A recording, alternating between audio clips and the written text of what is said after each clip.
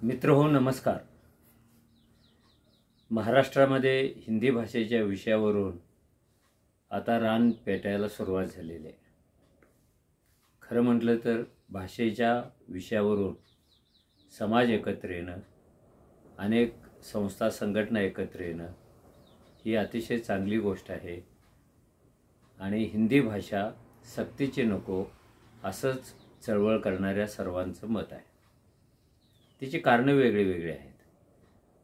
कुणी सांगतं पहिलीपासून त्रिभाषा सूत्राचा आग्रह धरू नये, म्हणजे पहिलीच्या मुलांना एकाच वेळेला 3 भाषा शिकवू नयेत, तर त्याची मातृभाषा शिकवावी. त्याचं आकलन वाढलं, त्याची परिपक्वता वाढली, तर त्याला दुसरी भाषा शिकवावी आणि ही दुसरी भाषा सर्वसाधारण 4वी-5वीच्या वर्गापर्यंत येऊ शकते. पण सरकारने त्रिभाषा सूत्राचा आग्रह धरलेला आहे आणि या त्रिभाषा सूत्राला शिवसेना, मनसे, राष्ट्रवादी अशा काही राजकीय पक्षांनी विरोध केलेला आहे. त्यांचा विरोध हाणून पाडण्यासाठी सत्ताधारी असलेल्या BJPने आता एक नवीन उदाहरण द्यायला सुरुवात केली. ते उदाहरण म्हणजे की उद्धव ठाकरे मुख्यमंत्री असतानाच त्रिभाषा सूत्राला मान्यता मिळालेली आहे. आपण वादाकरता हे मान्य करू, खरं आहे असं मानू. पण आत्ता विरोध करणं हे कसं काय चुकीचं आहे? वाटलं असेल त्यांना त्यावेळेला त्रिभाषा सूत्र असावं किंवा त्यांच्यासमोर तसं प्रपोजल ठेवलं असावं. त्यांनी त्यावेळेला मान्यता दिली म्हणून ती मान्यता आज चालवावी हा काही न्यायाचा विषय होऊ शकत नाही.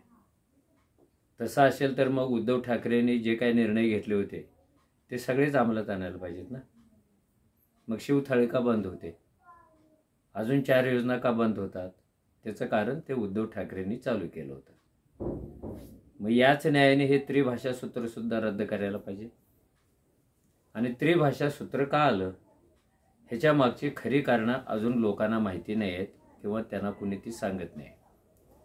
मी मागच्या एका व्हिडिओमध्ये असं सांगितलं होतं की या देशामध्ये हिंदू राष्ट्राची पायाभरणी करायची असेल, हा देश हिंदू राष्ट्र बनवायचा असेल, तर ह्या देशाला सामावून घेणारी एक समान भाषा पाहिजे. अशी भाषा की ज्या भाषेतून हिंदुत्वाचा विचार, हिंदू राष्ट्राचा विचार देशभर पसरवला जाणं सोपं होईल. त्यातून हिंदी भाषेकडे पहिल्यांदा हिंदू महासभा वळली. दीनदयाळ उपाध्याय त्यांचंही नाव घेतलं होतं मी मागच्या व्हिडिओमध्ये. हे गीता प्रेस चालवणारे त्याच्यात होते, तेही मी तुम्हाला सांगितलं होतं. तर हिंदी भाषा हा सूत्रातला भाग नाही, एक जादा भाषा मुलांना शिकवायची की हाही भाग नाही आहे, हा स्पर्धेचा पण भाग नाही आहे. तर थेट शब्दात सांगायचं झालं तर हा RSSच्या अजेंड्यावरचा महत्त्वाचा विषय आहे आणि तो त्याने लपवलेला पण नाही आहे. बंच ऑफ थॉट्समध्ये गोळवलकर गुरुजींनी देशाची भाषा कशी असावी याविषयी अतिशय नीट मांडणी केलेली आहे, कोणताही आडपडदा न ठेवता. त्यांना वाटत होतं की संस्कृत ही देवाची भाषा, ज्ञानाची भाषा, ती राष्ट्राची भाषा व्हायला पाहिजे होती. पण ते काही शक्य नव्हतं, कारण संस्कृत बोलणारा, संस्कृतचा अभ्यास करणारा वर्ग संपलेला आहे. मग आता हिंदुत्व आणि हिंदू राष्ट्र प्रमोट करणारी दुसरी भाषा कोणती? मग ते येऊन हिंदी भाषेजवळ थांबले आणि त्याने अपेक्षा व्यक्त केली की हिंदी भाषा ही केवळ संपर्काची असू नये, संवादाची असू नये, तर हिंदू राष्ट्राच्या प्रेरणा त्या भाषेतून बाहेर पडल्या पाहिजेत अशी त्यांना अपेक्षा होती. हा त्यांचा 100 वर्षापूर्वीचा अजेंडा. संघाला आता 100 वर्षे पूर्ण होत आहेत आणि ह्या शताब्दीच्या काळामध्ये त्यांच्या अजेंडावरचा एक विषय पूर्ण करण्याचा त्यांचा आटापिटा चालू आहे. आपण विरोध केला ही चांगलीच गोष्ट आहे, कारण ही अशैक्षणिक गोष्ट आहे पहिलीपासून 3 भाषा शिकवणं. त्या मुळात शिकवताच कामा नाहीत. पण आपण पहिलीपासून इंग्रजी सक्तीचं केलं. त्याचा परिणाम काय झाला? सरकारी शाळेतल्या मुलांना इंग्रजी पण येत नाही आणि मराठी पण येत नाही, कारण लक्ष केंद्रित करायला त्यांच्याकडे एक भाषा नाही तर 3-3 भाषा आहेत. त्या पोरांचं वय काय? कुणीही शहाणा माणूस सांगेल की पहिलीचं वय हे ज्ञान अर्जित करण्याचं वय नसतं, तर स्वतःचं सामाजिकीकरण करण्याचं वय असतं, संस्कार स्वीकारण्याचं वय असतं, आत्मविश्वास निर्माण करण्याचं वय असतं.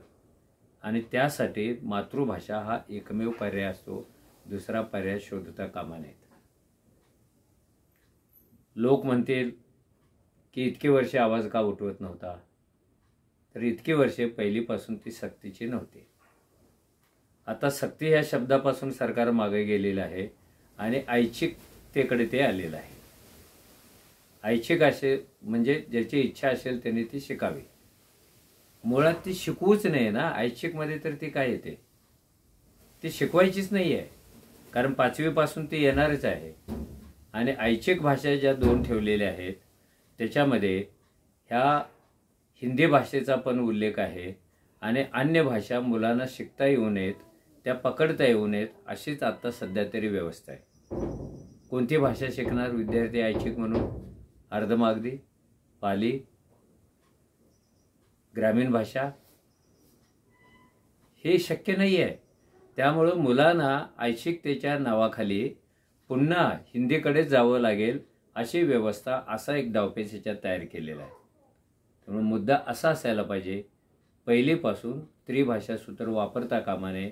त्यामुळं ऐच्छिक आणि अनैच्छिक हा मुद्दाच उपस्थित होत नाही. उशिरा का होईना महाराष्ट्रातल्या काही राजकीय शक्तीने सामाजिक प्रश्न म्हणून हिंदीला हात घातलेला आहे.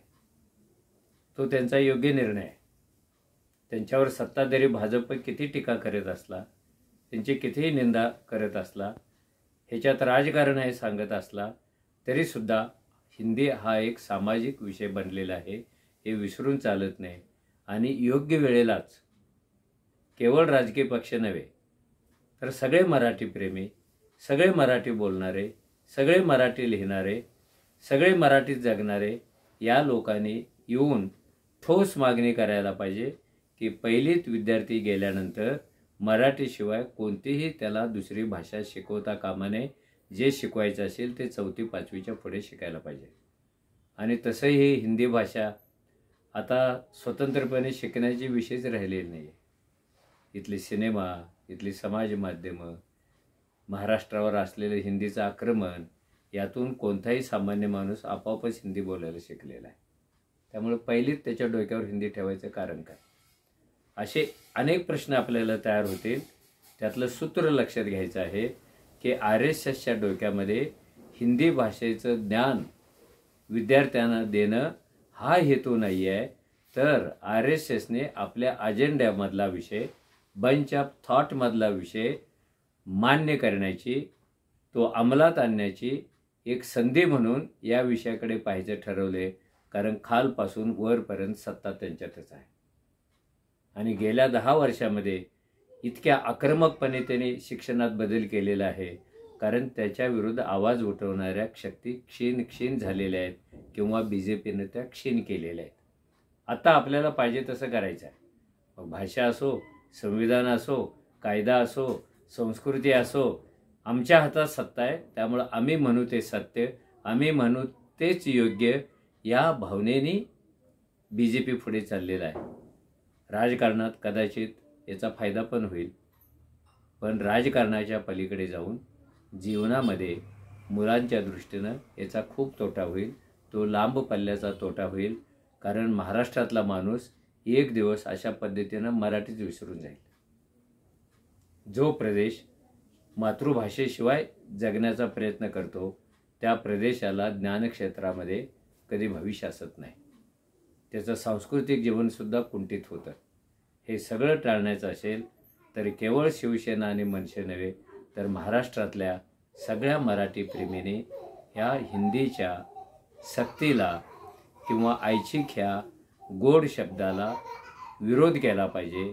आणि हा विरोध मराठी भाषेचा संकोच होईल असं काही लादता कामा नये, इतक्या टोकापर्यंत तो असला पाहिजे. एवढंच मला आपल्याला सांगायचं आहे. धन्यवाद.